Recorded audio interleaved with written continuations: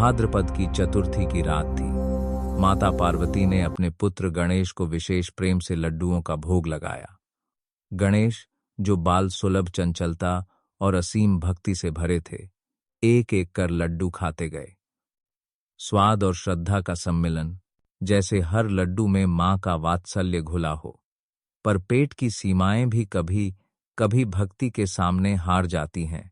पेट गोल, भारी, लेकिन मन संतुष्ट नहीं। गणेश जी ने और अधिक लड्डू मांगे और खाते गए जब तक पेट गुब्बारे की तरह न फूल गया।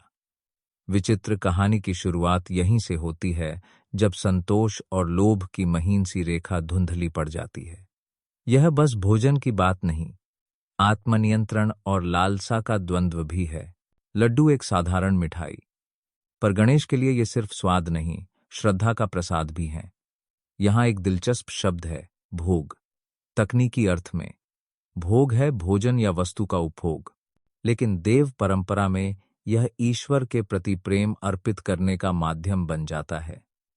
गणेश जी के लिए भोग भक्ति का विस्तार है, पर जब भोग सीमा लांघता है तो विनोद छुपा रहता है, और कभी कभी अनहोनी भी। अब आप देखिए, एक ओर गणेश का भोला बाल स्वरूप, दूसरी ओर उनका बढ़ा हुआ पेट। यही है आंतरिक और बाह्य का द्वंद्व। मन के भाव और शरीर की सीमाएं दोनों अपनी अपनी भूमिका निभा रहे हैं। एक छोटे से लड्डू के लालच ने कथा का रुख बदल दिया। यहां से शुरू होती है मूषक की यात्रा, जो गणेश के वाहन रूप में एक नया मोड़ लेने वाली है। आधी रात गगन में चांदनी फैली थी और गणेश जी अपने छोटे से मूषक पर सवार होकर निकल पड़े। यह दृश्य मानो किसी चित्रकार की कल्पना का चरम हो। एक विशालकाय गोल पेट वाले देवता छोटे से चूहिया पर रात्रि के सन्नाटे में लड्डुओं के भार से झुकते झुकते फिर भी प्रसन्न। पर कहानी यहीं नहीं रुकती। जब लालसा और संतुलन की परीक्षा होती है, तब भाग्य भी हस्तक्षेप करता है। यहां एक तकनीकी शब्द है, संतुलन या इक्विलिब्रियम। गणेश का भारी शरीर और छोटा मूषक, इनका संतुलन, जैसे जीवन की हर परिस्थिति का संतुलन, नाजुक डोर पर टिका रहता है। वातावरण में अचानक बदलाव आया। मूषक मार्ग में एक सांप के फुफकारते ही डर के मारे उछल पड़ा। गणेश जी संतुलन खो बैठे, उनका भारी शरीर जमीन से टकराया और पेट से लड्डू इधर उधर बिखर गए।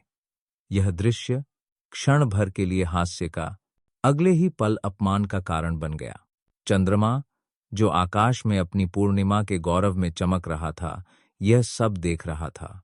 उसकी मुस्कान पहले तो हल्की, फिर उपहास में बदल गई। चंद्रमा का अहंकार, उसकी सुंदरता और निर्मलता का बोझ उसकी हंसी में छलक उठा। गणेश, देवों के देव, अपने छोटे मूषक पर भी संतुलन नहीं रख पाए। यह वाक्य चंद्रमा के गर्व और उपहास का प्रतिरूप बन गया। यहां अहंकार, प्राइड तकनीकी शब्द है।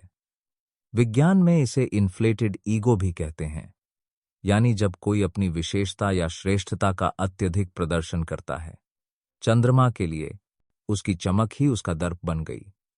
लेकिन हर अहंकार का उत्तर समय देता है। गणेश जी के मन में चुभन थी, लेकिन उसमें क्रोध नहीं, बल्कि एक गहरी शिक्षा देने की इच्छा अधिक थी। चंद्रमा की सुंदरता, उसका तेज, तभी अर्थवान है जब उसमें विनम्रता हो। यही है वह मोड़ जहां हास्य, अपमान और शिक्षा का ताना बाना गूंथता है।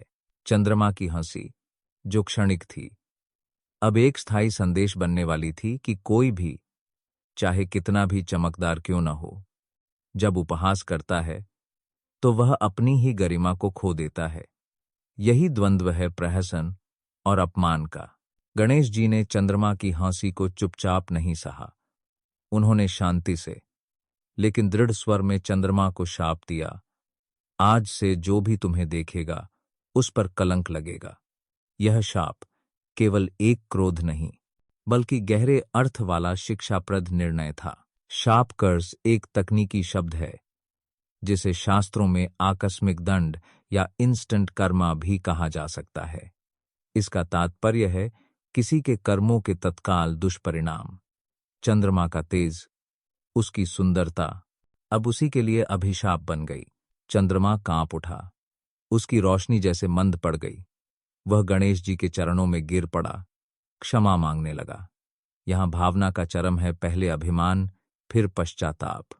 गणेश जी, जिन्हें विघ्नहर्ता कहा जाता है, उनके भीतर दया का सागर भी है। गणेश जी ने शाप को पूरी तरह नहीं हटाया, बल्कि उसमें संशोधन किया। भाद्रपद की चतुर्थी को यदि कोई चंद्रमा को देखे तो उस पर कलंक लगेगा, बट यदि वह सिंहवाहन स्तोत्र का पाठ करे या गणेश कथा सुने तो दोष मिट जाएगा। यहां संशोधन, मॉडिफिकेशन, एक तकनीकी शब्द है। जैसे विज्ञान में किसी प्रयोग का परिणाम बदलना, वैसे ही गणेश जी ने अपने शाप में करुणा का संशोधन कर दिया। यह क्षण दंड और दया दोनों का संतुलन है। समाप्ति की ओर बढ़ते हुए यह कथा केवल देवताओं की लीला नहीं, बल्कि मानव जीवन के गहरे सत्य की झलक है। गणेश और चंद्रमा का प्रसंग हमें सिखाता है, सौंदर्य या शक्ति जब तक विनम्रता से नहीं जुड़ी, तब तक वह अधूरी है। विनम्रता, ह्यूमिलिटी, और अहंकार, ईगो, ये दोनों शब्द केवल भावनाएं नहीं, बल्कि जीवन के दो ध्रुव हैं। जैसे किसी विद्युत सर्किट में पॉजिटिव और नेगेटिव टर्मिनल, वैसे ही ये दोनों मनुष्य को संतुलित रखते हैं। चंद्रमा का अभिमान, उसकी हंसी और फिर पश्चाताप, यह चक्र हर किसी के जीवन में कभी न कभी आता है। गणेश जी का शाप और फिर करुणा, यह न्याय और दया का अद्भुत संतुलन है। अंत में गणेश चतुर्थी की रात को चंद्र दर्शन वर्जित होना केवल शास्त्रीय नियम नहीं, यह स्मृति है कि जब भी हम किसी की हंसी उड़ाएं या अपने गुणों का दुरुपयोग करें तो उसका परिणाम निश्चित है, लेकिन पश्चाताप और प्रार्थना से जीवन में संशोधन भी संभव है। तो यही है गणेश और चंद्रमा के शाप की कहानी, एक ऐसी कथा जिसमें हास्य, शिक्षा, दंड, दया सब कुछ समाहित है, और संदेश यही, संपन्नता के साथ विनम्रता, शक्ति के साथ करुणा, तभी सच्चा तेज है। जय गणेश।